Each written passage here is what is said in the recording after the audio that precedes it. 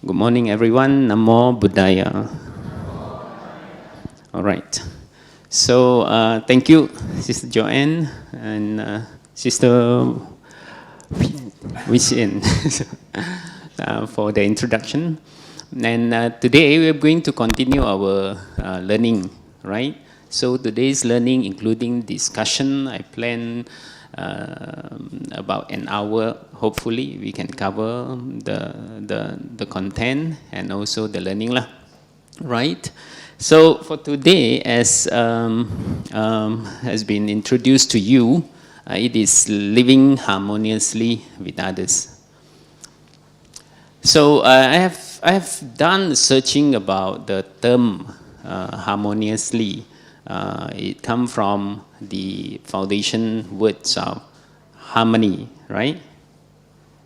So what do you understand about harmony? Peace. Okay, yes. Some more? Sorry? Harmless. Okay. Yes, correct. So if you look at, when I search, some definition was, it appears lah. One is from the perspective of music. So music's perspective, harmony means putting different sounds together and become a blended, well-blended sound. That is harmony. True or not? That is from the perspective of music. From the perspective of society, like what brother says just now, is different individual living together peacefully, harmlessly. That is harmony, right? Today we are going to talk about how we can live in harmony. Right, in harmony. That means harmoniously, living harmoniously. Of course, when talking about living harmoniously, we can look at from macro perspective to micro perspective. Right? So when you say macro perspective is huge, right? In this world, many different people are living together. True or not? Different countries, different beliefs, different skin colors, different what we call practices and etc. So in order to live harmoniously, you think it's easy? No, it's very obviously happening now all over the world. It is not harmonious. Not harmonious. And this has been used as important topics of learning, not only for us, across the countries, across the world, especially UNESCO. You know UNESCO, right? UNESCO, 4 pillars of education in UNESCO, including learn to live together. Learn to live together. There are 4 pillars. Learn to know, learn to do, learn to be, and learn to live together. So you see how important this topic is also included, in the education foundations in the world. But what we are going to talk today, we will be focusing on micro context. Micro here referring to what we can do as an individual to live harmoniously. Because macro perspective is beyond our control. There are parties and people out there to take care of. So what we can do, I think, within our control is individual, right? So within us. So, and talking about, I have jotted down a few things. Living, what I call, from the perspectives of individual, living harmoniously.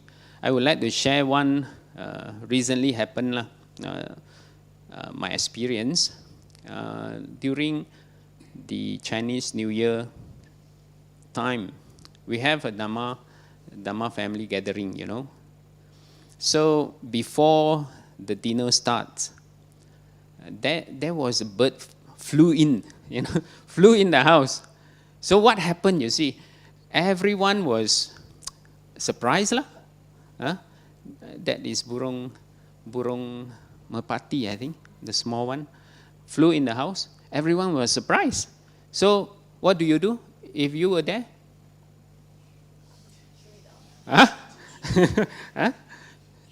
Shoot it out, right? Yeah. I think every individuals in the house was so harmonious lah, to me, I would say. Harmonious in terms of what, without asking to do. One sister switch off the aircon, not aircon, the fan. Because scared of harming the bird, switch off the fan. One brother open all the windows. Yeah? Yes, to allow the birds flying out lah. So we are trying to search for the way allowing the bird to fly out from the house. And then those who are scared will stand aside. not to scare the bird, right? And then for those who are braver one, when the bird stop at some spot, and then the braver one will go and approach the bird, try to see whether can catch the bird and then bring him out. But finally, the birds managed to fly out peacefully. The term here is peacefully. So what I want to say here is, in fact, living peacefully, in fact, can be done within, without following a certain kind of, someone have to tell you what to do, So it comes from within. And it happens naturally, very harmoniously. Everyone know to do what they're supposed to do when they are in that context. So this is what I think as a Buddhist, what we learn, that's his advantage of us applying what we have learned or putting into practice. All right? So living harmoniously can be done, in fact, within us in any context and setting. However, we need to understand it, and then we can start practicing it. Right? So, in fact, this slide is to explain the example just now. So I skip this, okay? When meditation also, I think, right? When you do meditation, is a bat, a fly, or whatever lah, small spider or whatever. When come to reach your body, sometimes you started not to be harmonious already. True not? Thinking of what to do with it. Can I just get up, do something about it, or what? That is how usually we are affected by what is happening if we do not observe what is in our mind, right? Okay. According to the Samagama Sutta in Majjhima Nikaya 104, and Buddha mentioned about 6 roots of argument. And I would want to use this sutta to explain about situation that can cause what we call disharmony. A situation that can create us not being harmonious. In fact, this sutta has been told to the bhikkhu, where Niganta Nataputta, I think, yeah. So Niganta is one of the Jainism during Buddha's time, the teacher of Jainism. And after Niganta has passed away, and what we call the Sangha, the followers, the students of Niganta split into 2. And then they argue each other, what is right, what is not right. Yours is right, mine is right, this and that. So these have reached to the disciples of the Buddha. And they brought this to the Buddha, and Buddha told this, what we call, a discourse to the students, to the disciples. And I would want to use this, I think is very important for us to understand. And there are 6 roots of argument usually happen. I think it's good, very relevant to our individual context. Especially when you look at this, bhikkhu, these 6 roots of argument is angry and resentment. Resentment. Anger, everyone has anger, right? Do you have have you what do you call experienced angry before? Yeah. How frequent? This is the question, right? Is it happening all the time? Not good.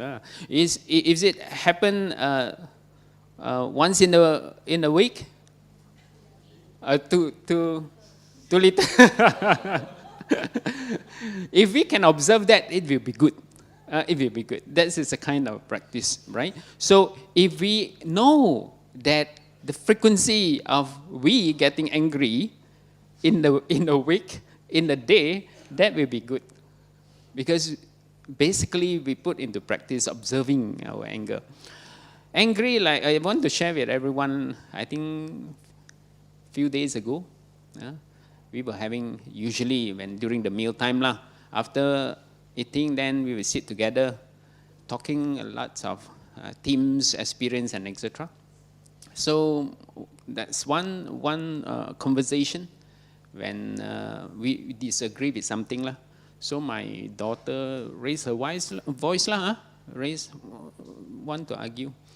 Then I also get angry. I got angry. I said, "You don't raise your voice." The tone is not like this higher. So higher tone. Then she got angry and she walked away. And she walked away. After that, I think evening, she came back to me. Say, "So sorry, raising voice." Was so touched. I feel good to receive that kind of response from her.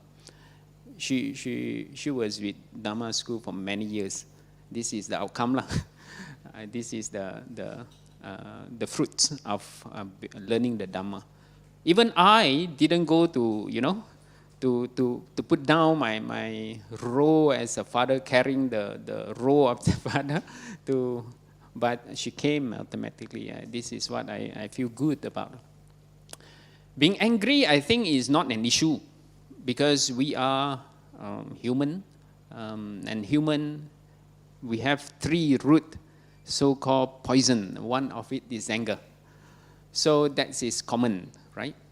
But carrying the anger with us and inducing more impact to the anger, I think that will be the issue. True or not? And it become resentment, right? So what is happening, we still keep it with us, not resolve it that day, keep it to tomorrow. Tomorrow still very, very, no, let her talk to me first. I keep it for the day after that. No, I think I want to let her learn a lesson. Keep it for another week. And this has been like keeping it, keeping it. It become resentment. Resentment. And this, when something else happen similar to that situation, this will recall the emotion. When it recalls the emotion, you react the same thing. It is unresolved, right? So this is what it means, angry and resentment. And the resentful of the feelings that cause is the roots of argument or disharmony. Okay, that is one. Another one is contemptuous, insolent. You see, all these terms are very uncommon, right? Very rare. But the terms used in the sutta, translated, this is by Bhikkhu Bodhi's translation. But I think the terms used are very comprehensive, right? Comprehensive. It really can reflect the context, the context. So the second one is the contemptuous. Contemptuous, insolent here refer to look down, contemptuous. We tend to look down, and then we look down, we tend to be not respectful already. When we look down something, right? We are putting ourselves up one level, and then we try to look down the others. Then this situation can cause disagreement or disharmony, right? I give you an example. Have you joined Pindacara before? Many of you? Have you experienced like comments or condemn from others? No? Yeah. Recently, that's one Pindacara happened. Then I heard the sounds that don't just take food. You must give food. Don't do the stupid thing. the word sounds so harsh, huh? But this is the sentence I remember, and I didn't see the person's face, but this is a male. What do you think?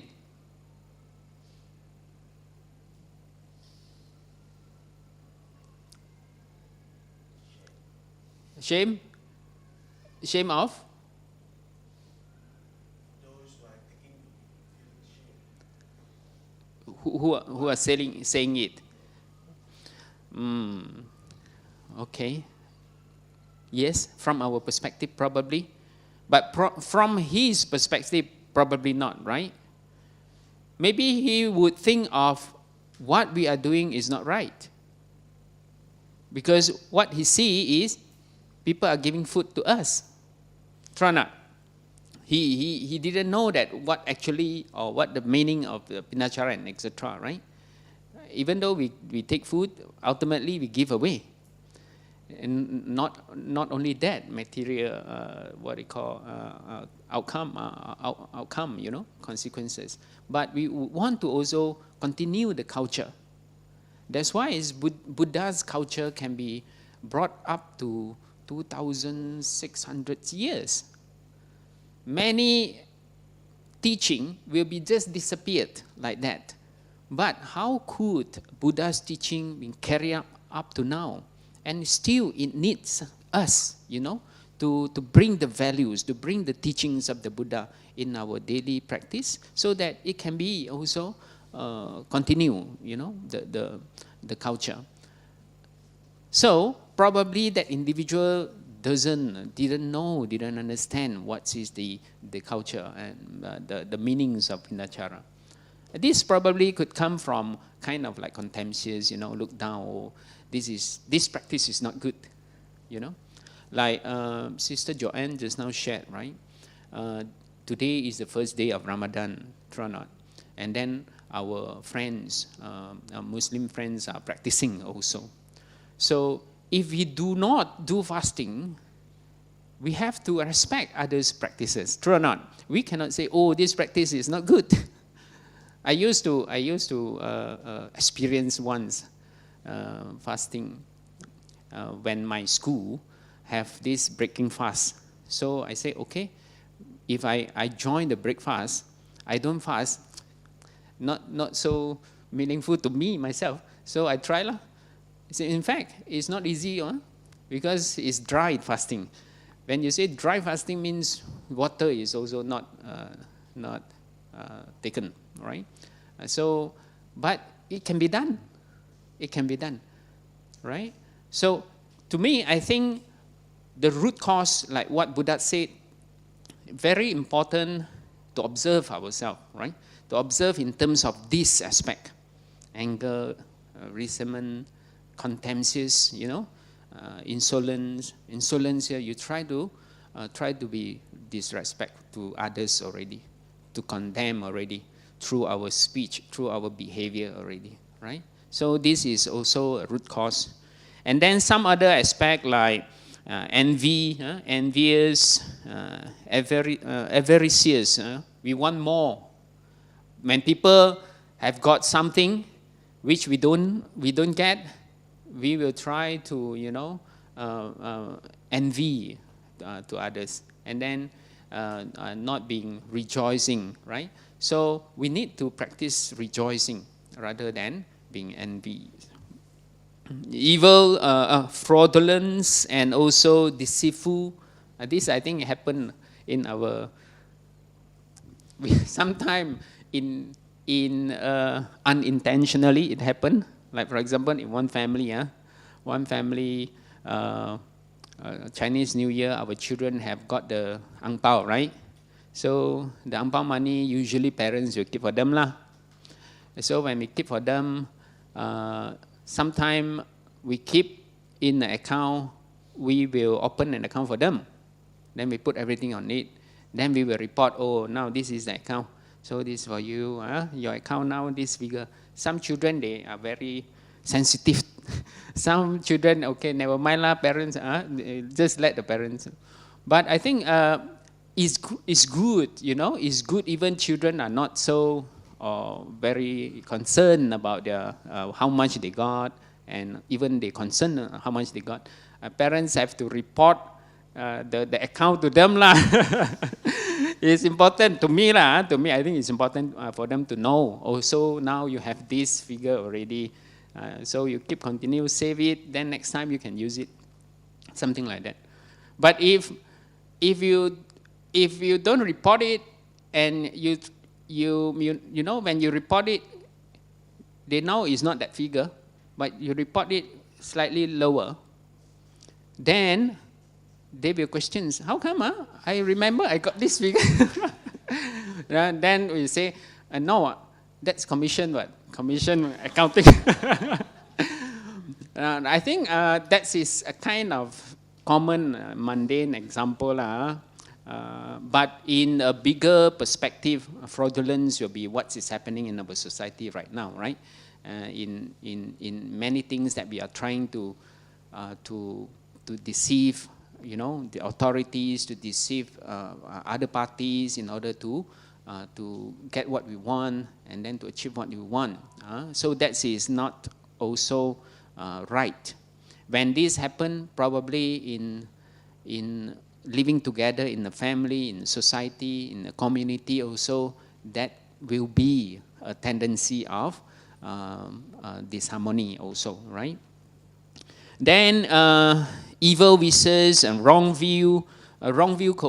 We can also relate to the example just now, Pinachara, probably, right? Not have enough understanding about the practice. So they might have different perspective. So this could be because of the wrong view. But if wrong view without what we call actions or speech in commenting others or causing harm to others, then I think that's still okay living in a community, in a society. But causing harm to others, that won't be good, all right? That won't be good. Like evil wishes. So you wish what will happen and etc. Then even worse, try not. If you have argument with someone or work at workplace, then because of anger and etc., then you started to have that thought of like wishing the person, to what they call, to have harmful kind of like consequences and etc. That is even worse. That is evil wishes already. If you have a right understanding, a right view, probably this is because of our differences in terms of our thoughts, differences in terms of our practices, differences in terms of the value, right? If we think that way, that is the right view, how you see things. But if you see only we are correct, they are not right, then this is not the right view already, right? Then the last one is about adheres to his own view, hold on tenaciously and relinquish them with difficulty, right? Like because of anger also, you think that you are right. It's not me to apologize. you should apologize first and etc. You hold on to it. Even people apologize to you, you still not thinking that you are wrong. Now you know lah, you are wrong. If that is the way, this is the last one. The last one. Relinquish them with difficulty. That means very hard, to let go. Very hard to let go that pride. So even people have come and apologized, we still hold on to that pride. So this is usually can cause disharmony wherever we are, right? So these are the 6 root cause of argument. And talking about wrong view, let's look at this Dhammapada. This I will just give an overview about the story of Dhammapada. This story is when Buddha encounter groups of young people. When Buddha went for Pinachara, see young people are beating snakes. And then Buddha approached the young people asking why you all beat it. And they said, because they are afraid of the snake will be attacking them, right? So this is a wrong view lah, wrong view. We carry this wrong view usually can cause harm, right? And many things happen in our life is because of this. If you don't kill it, it will kill you, something like that. This is not right, right? Or in this world, you cannot be so kind. You will be bullied. That is also a wrong view. Being kind have to complement with wisdom, right? Wisdom. Otherwise, Buddha won't teach you the so-called the limitless of asking us to learn the metta. Limitless, no limit, right? No limit. But we have to use it wisely. So there comes the wisdom. Okay? Now, one of the important, we have been learning in the past week, living in harmonious community, we have to be respectful. We have to be grateful, right, in the past lessons. Then today, one of the important factor that Buddha taught us is metta. Metta. So to practice metta, in fact, can help us. This is one important component to lead to harmonious living, right? So I searched the definitions of metta also. Everyone heard about metta, right? The 4 Brahma Vihara. Metta here, the definitions, the words of metta here refer to loving kindness, friendliness, like what you mentioned, peaceful, benevolence, universal love, goodwill. This is the definition. I searched a few from Cambridge Dictionary Webster a few So I try to choose the one. I think these are quite metta comprises all this, right? It comprises of this. So if this is metta and teaching has been Buddha has been teaching metta during his time, then even now we are learning about metta. So metta is not something which that you can relate to the view that which is not right. Being kind, you will be bullied. You understand or not, right? So being kind have to be wise also. And when I search these terms of universal love, I got this. But I don't think you can search it from Google. Why? Because I use AI to generate it. So I put in AI machine, I say, provide me a scene reflecting loving kindness, universal loving kindness. So it come up with this. When you say universal loving kindness, and when I put it in a few, I put provide me an output or a scene of living in harmoniously in community. What I got is without these animals. Without animals. So when you put natural, it come up with the animals. But this is very ideal one. True or not? Very ideal one. Okay? So what it's trying to say is, just now we talked about harmony. Harmony can be explained from macro perspective to micro perspective, right? Then in fact, we can't really control over what's happening in a bigger picture. But what we can do is the micro, which is the individual, right? This is just a picture. When you say harmonious, when you say metta, it is boundless. Boundless means without limit, right? But we need to understand what does it mean without limit. Without limits means we apply not only to people that we love or people that close to us, but we apply to people even we do not know. People who are different from us. Even people are against us.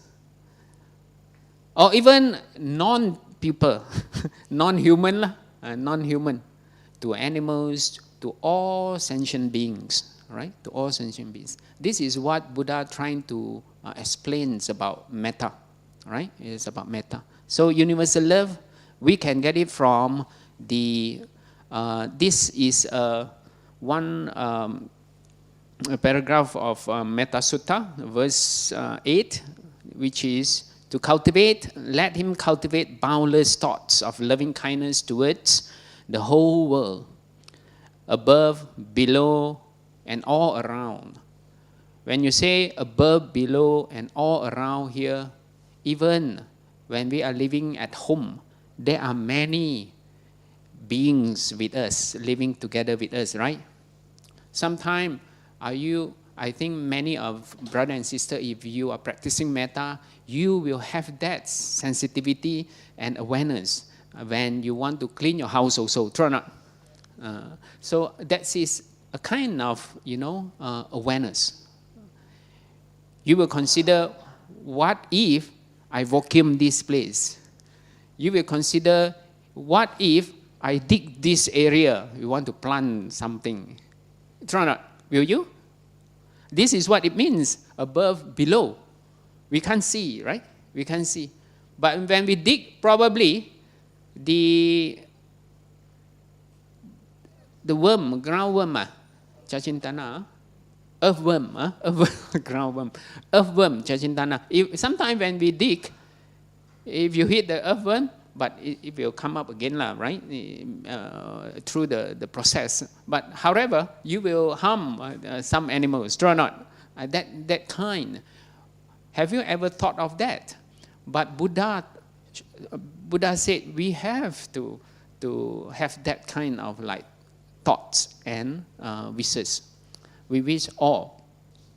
Living in community in one housing area also, true or not? Our neighbors on the right, on the left, who are they, how many children do they have? Sometimes even our children, their children are, we haven't seen them for a long time, suddenly grow up. Oh, your son, so tall already. Are we aware of that, So that kind of, at least, the thoughts we have about this so-called above, below, and all around. All around. And this can be practiced daily. This can be practiced daily, right? We've talked about the practice of metta in a while. And when you talk about metta, the practice of metta later, talking about metta It is universal love, right? And universal love here originally from individual, from within, right? From within. But most of the time, when we practice metta, we would want to eliminate the ill will. So the positive consequences of practicing metta is to decrease, to reduce our the root cause, anger. So when we try to do more metta in our thoughts, more metta in our speech, more metta in our action, it will help us to reduce the what we call anger, the root cause. The root cause. When the root cause can be reduced, then we can live harmoniously. Because root cause is in all of us. We have been carrying it with us. Buddha's teachings are always asking us to reduce those are harmful, to increase those are helpful, right? The harmful one is parita, to abstain from. The charita, we need to cultivate those we haven't got, or those we have got it, but to increase it, right? So one of the way to reduce the root cause of the problem, like what we mentioned, argument, that is true loving kindness or metta. However, there will be a tendency, the directions of metta, which can cause selfish affectional desire. How could this happen? Metta can cause selfish, affectional desire. Any idea? No?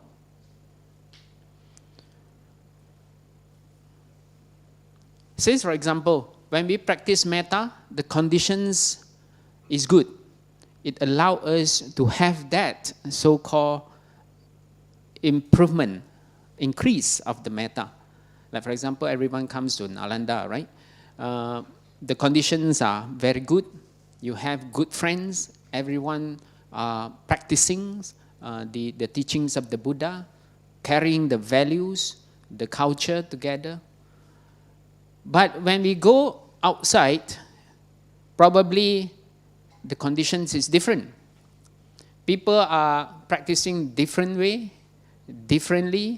which are against your practice, and it probably can cause a kind of like negative impact to you. You started to reject that already. You started to compare already. This is not right. This is mine is right. Yours is not right. Back to the wrong view or the ill view, right? Come back to that. So it can cause a kind of like, I just want to do my own practice only. And my own practice is only Nalanda can provide you. That could be very individualistic, right? Individualistic. But metta have to be boundless, right? And this condition is helping us to develop that. Once we have it and putting in the real, what I call different setting or more challenging setting, then if it still works, then it will be very good. It will be very good. Then we can live harmoniously with others, even with our other people in different contexts and different settings. And with more differences, it doesn't matter, right? And it doesn't matter. So that is the directions of practicing the metta. All right. So this is the 6 principles of cordiality or harmony. Everyone okay? All right. Whatever that make you good, whatever that is helpful to you, you take it. Whatever you think that is not helpful to you, you don't have to be worries about that. Just let it go, right? Let it go. Okay, the 6 principles of caudality. The caudality here is the harmony, the harmony.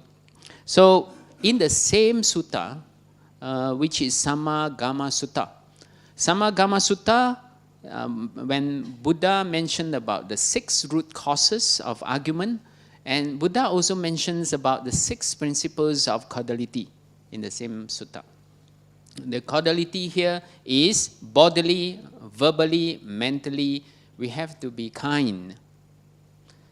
So kindness, bodily kindness, verbally kindness, mentally kindness, these are important.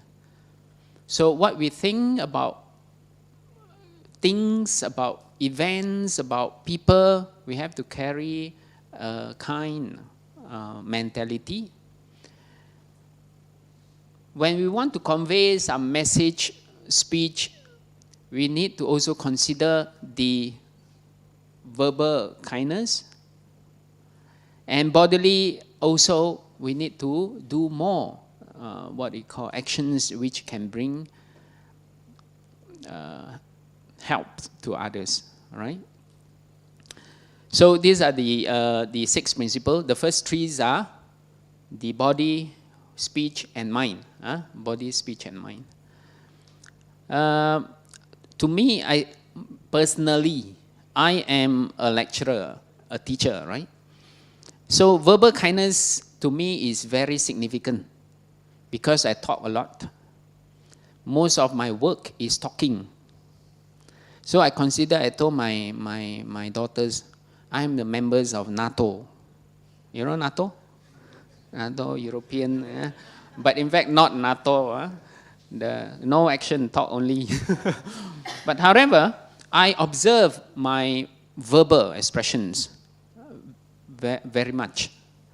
Especially when I teach in class. For example, there is one situation. One of the students came in late, texted me in WhatsApp. So I said, okay, jam, caught into jam lah. So when she came to the class, then at the same time, when I taught some concept which is very complicated.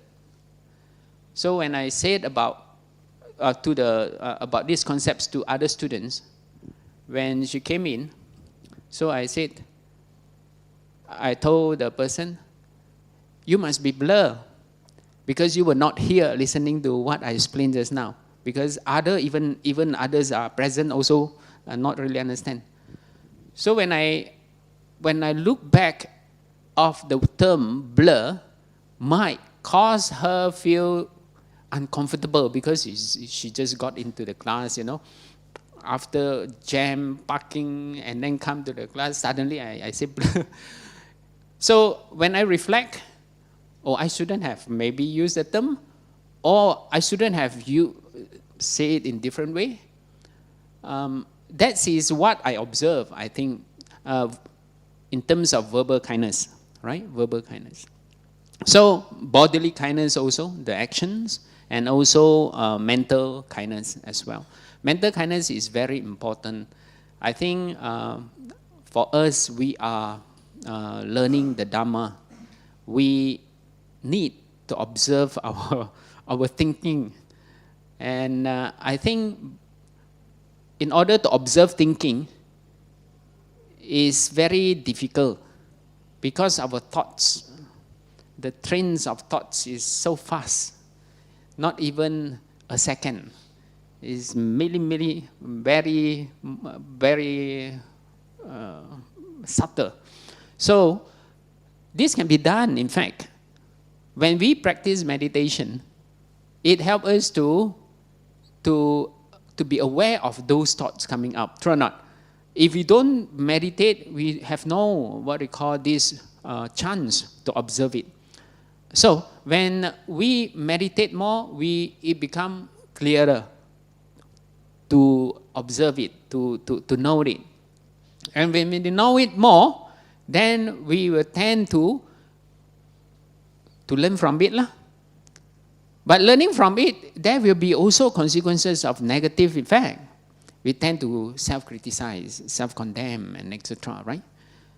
So this would be the, what we call consequences happen. What we can do, we have to also let go of that thought. We must know also when self-criticism happen, we need to let go of that criticism as well. So this is a process of practice, right? So mental kindness, we have to be kind to ourselves. We have to be kind to ourselves. We have to be kind to others. We have to be kind to all beings, right? All beings. Be kind to all beings here, including the beings that we cannot see, or the beings that are living around us, and etc., right? And then the fourth one is share material things they have gained from legitimate means, of course, among the Sangha members, whatever the items or foods they have obtained, they have to share it together. But living in community, I think, is good to share also, right? Amongst our family members, you know, amongst our colleagues, you know. So I think that is also important in order to be harmony. Then live according to the precepts, right? I think Buddhists, we observe precepts very much. That is our fundamental 5 precepts.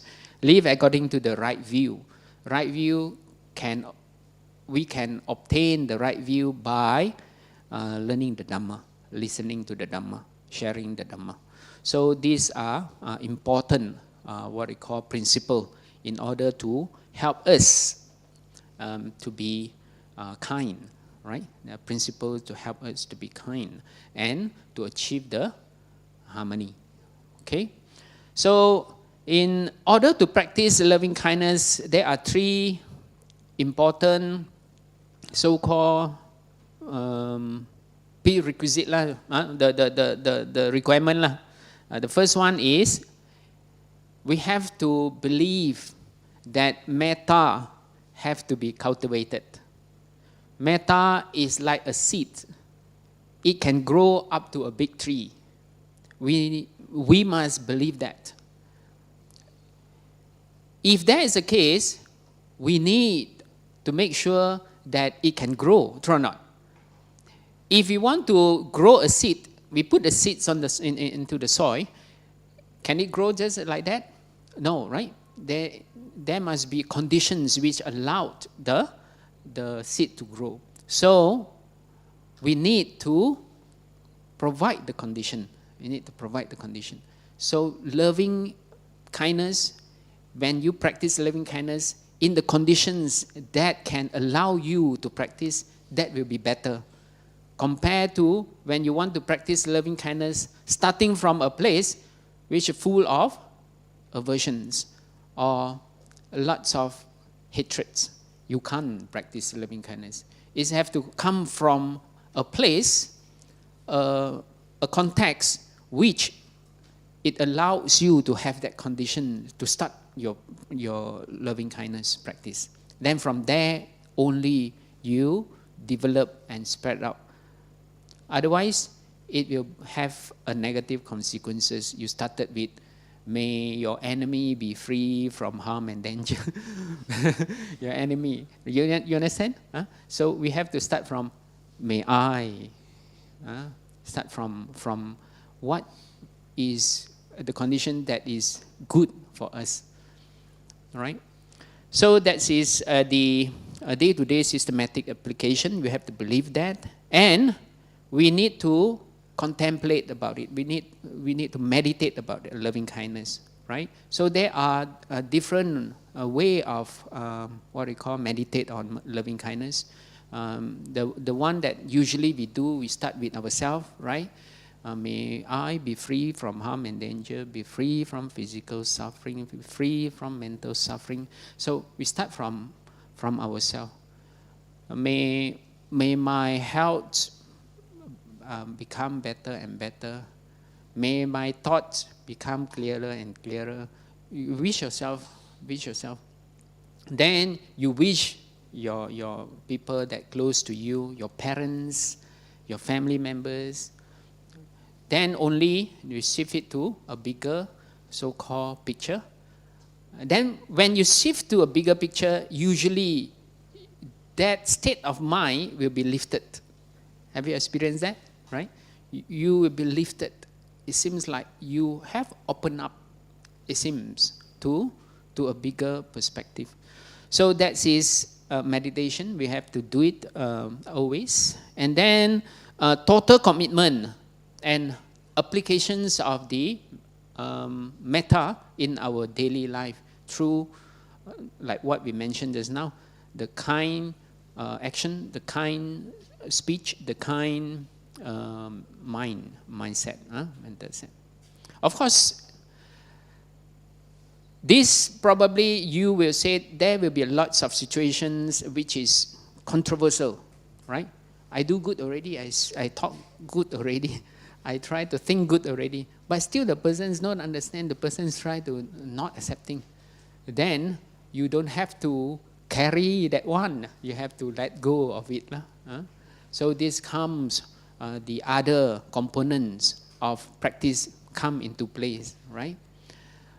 Then we don't have to also expect the good return or the good feedback and etc. Right? So these are important.